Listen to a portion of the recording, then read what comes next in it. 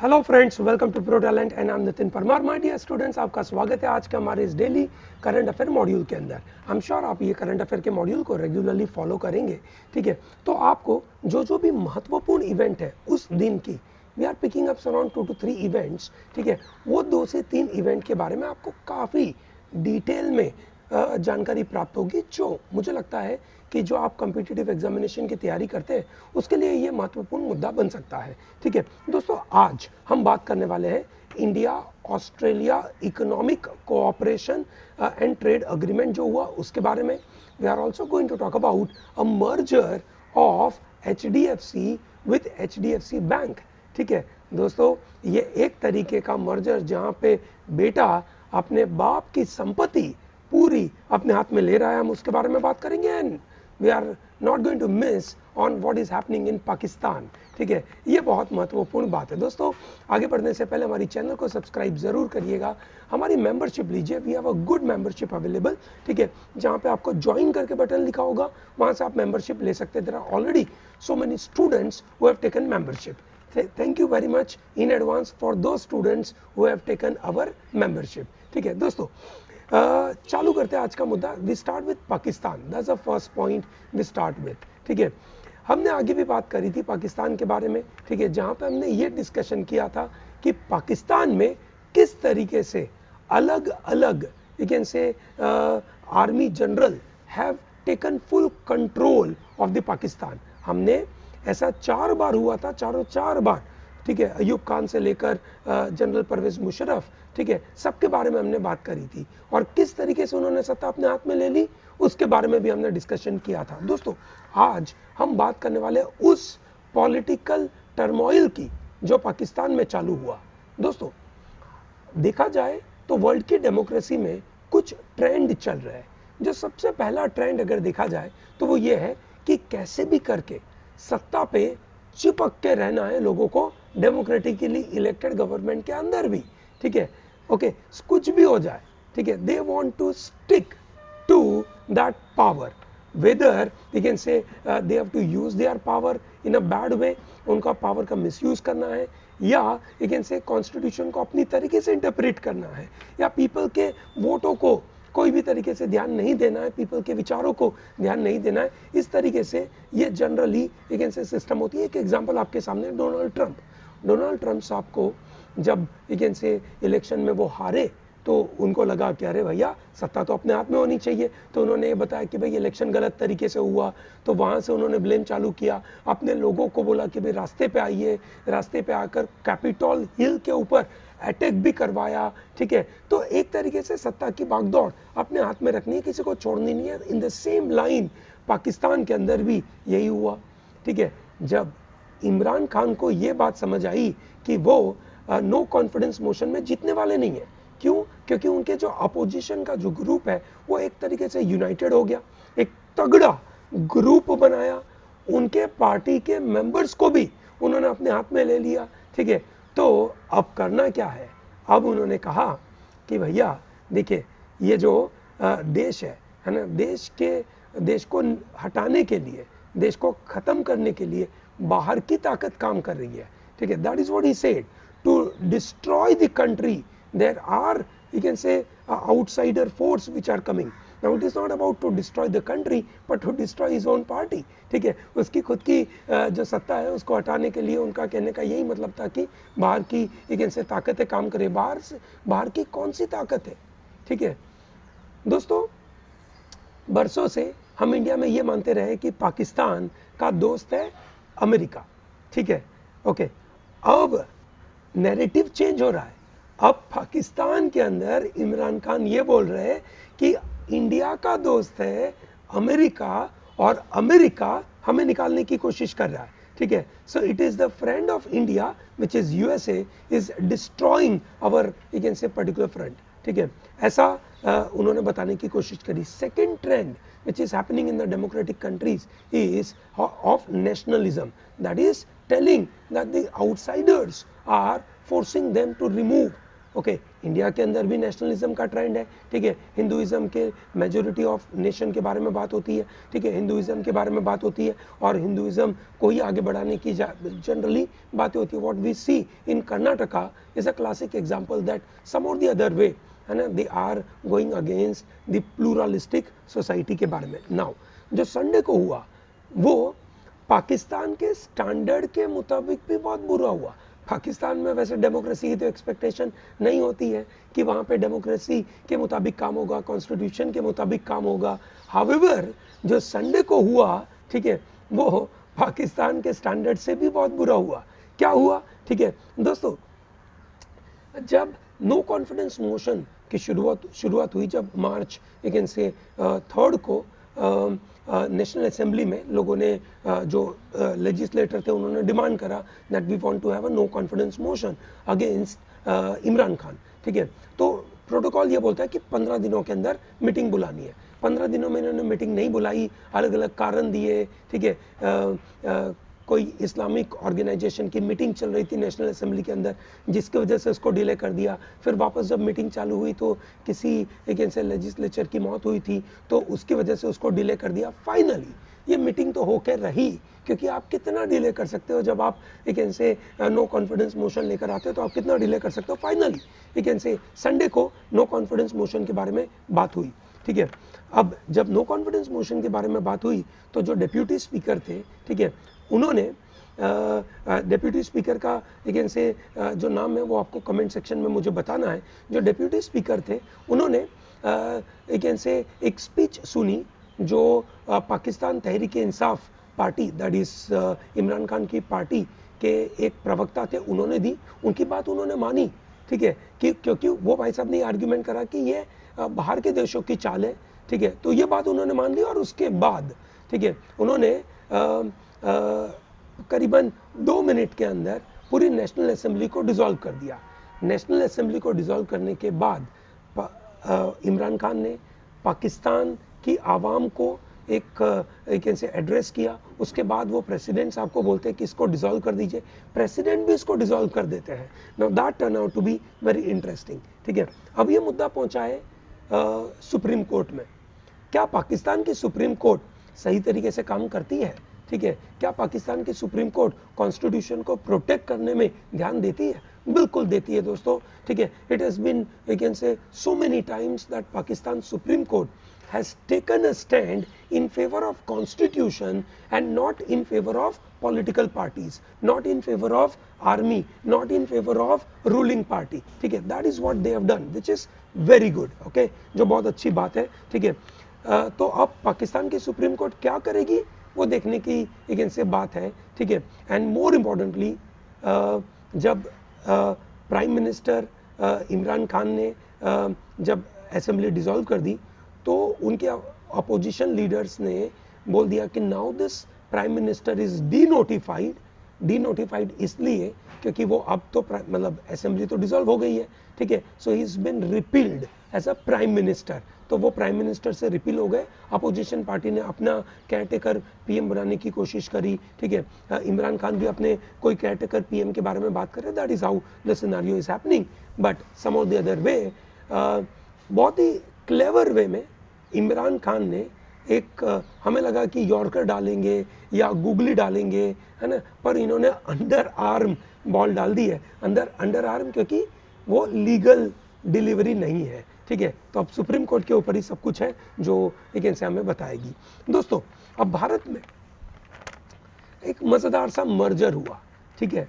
Merger कैसा हुआ? क्या ये हॉस्टाइल मर्जर है कि HDFC जो पेरेंट HDFC है which is you can say housing development financial corporation, जिसकी HDFC की शुरुआत वही फाइनेंशियल मतलब डेवलपमेंट फाइनेंशियल कॉर्पोरेशन से हुई थी, ठीक है.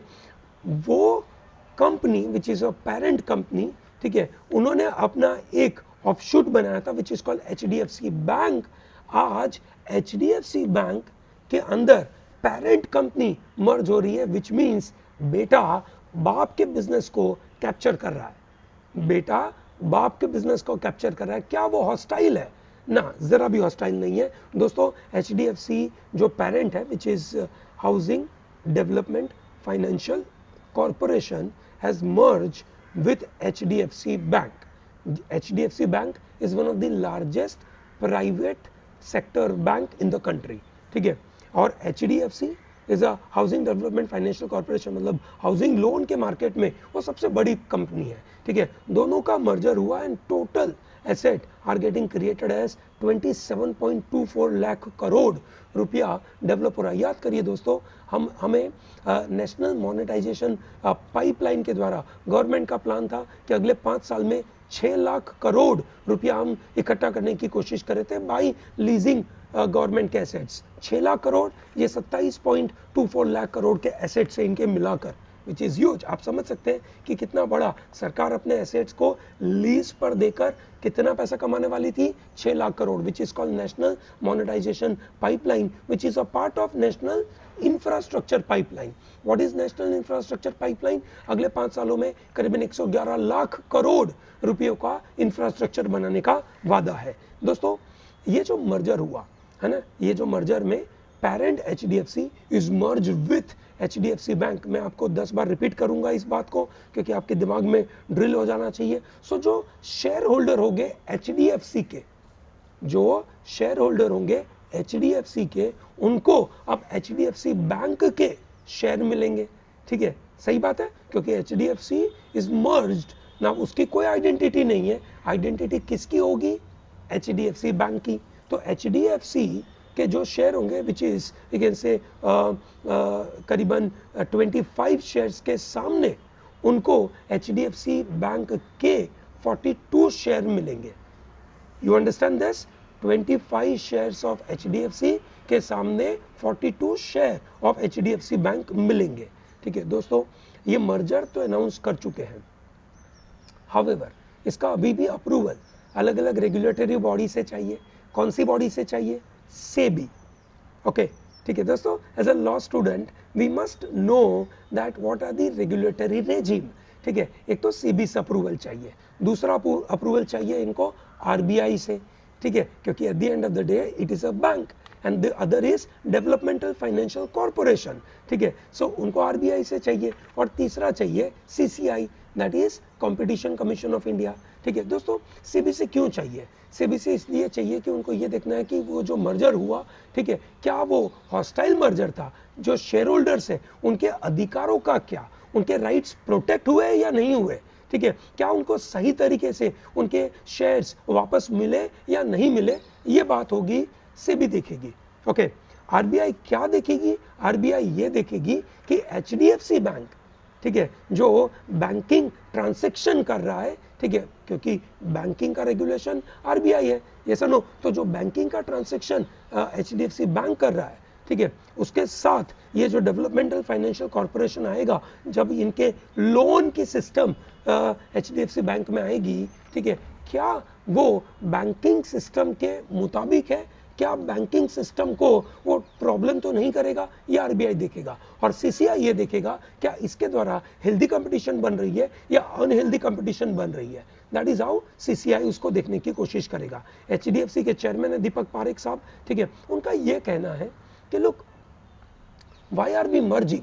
ठीक है, उनका ये कहना है कि जो बैंक्स है, ठीक है, वो एक अलग रेजिम में काम करती थी पहले, और NBFCs जो थी, that is non-banking financial corporation like HDFC. Okay, HDFC is, you can say, housing, you can say developmental financial corporation. वो NBFC है, non-banking financial corporation. वो बैंक का काम नहीं कर रही है, वो लोन दे रही है. ठीक है, HDFC बैंक बैंक का काम कर रही है. ठीक है, अब बैंक और NBFC के जो रेगुलेटरी रेजिम है वो धीरे धीरे मर्ज हो रहे हैं. ठीक है, और इसकी वजह से इट लुक्स नेचुरल कि हमें दोनों को साथ में काम करना चाहिए, क्योंकि फिर अननेसेसरी कॉस्टिंग बढ़ती है. ठीक है, और हम लेकिन से अच्छे प्रोडक्ट्स को इजीली मार्केट में बेच नहीं पाते. We have a limitation of selling those products in the market. ठीक है, by merging this, HDFC bank has turn out to be the second largest company in Indian market through market capitalisation.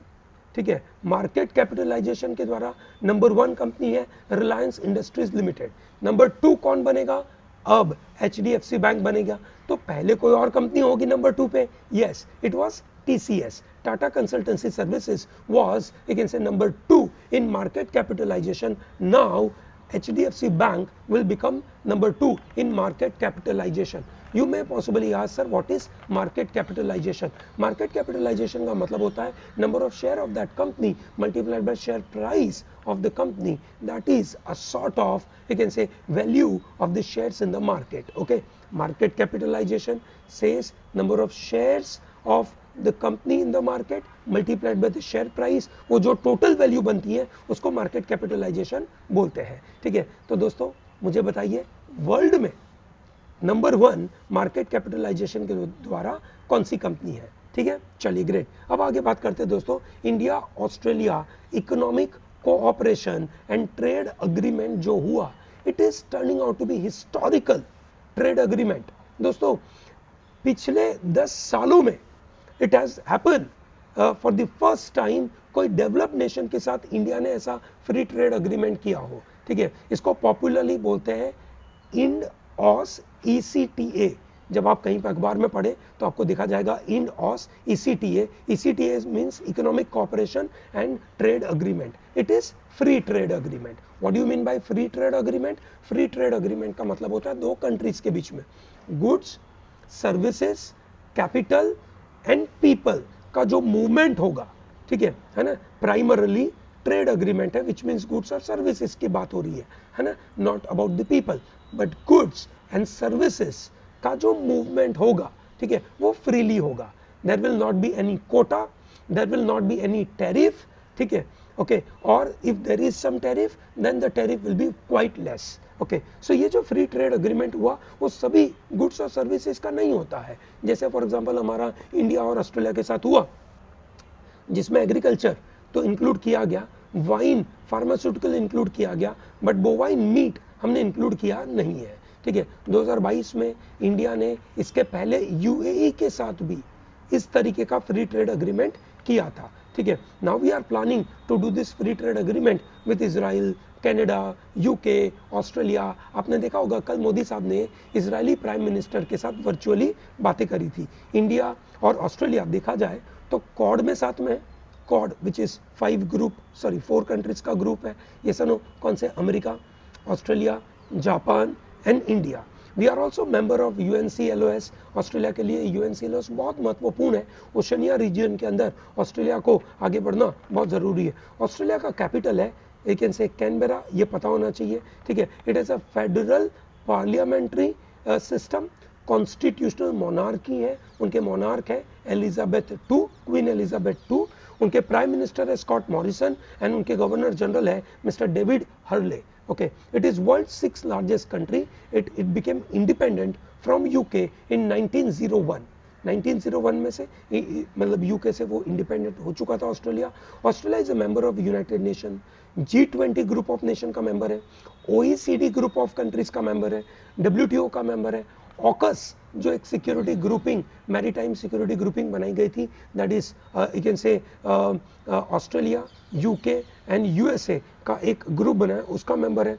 ये 5 eyes का member है. ठीक है, 5 eyes, FIV 5 EYES है ना, 5 eyes, आंखों की बात हो रही है. ठीक है, कॉड, एपेक और कॉमनवेल्थ नेशन का मेंबर है. ठीक है दोस्तों, जो फ्री ट्रेड अग्रीमेंट है वो 2 प्रकार के होते हैं. एक होता है comprehensive economic cooperation agreement which is called CECA, CECA, and other is comprehensive economic partnership agreement, CEPA, CEPA ऐसा बोलते हैं. ठीक है, बेसिकली अंतर ये होता है, एक में कॉपरेशन है और एक में पार्टनरशिप है. एक में इन्वेस्टमेंट के बारे में बात है और दूसरे में सिर्फ कॉपरेशन की बात है. That is how the idea is. ठीक है, 19th सेंचुरी के समय पे ऑस्ट्रेलिया को न्यू हॉलैंड बोला जाता था. लेटर ऑन उसका नाम चेंज हो गया और ऑस्ट्रेलिया नाम बन गया. ठीक है, it's a wonderful scenario for India to have a good trading relationship. पूरे वर्ल्ड में हालत अच्छी नहीं है और हम ट्रेडिंग एग्रीमेंट के बारे में बातें करें, that tells a lot about Indian economy. I hope this is comfortable for everyone. आपको ये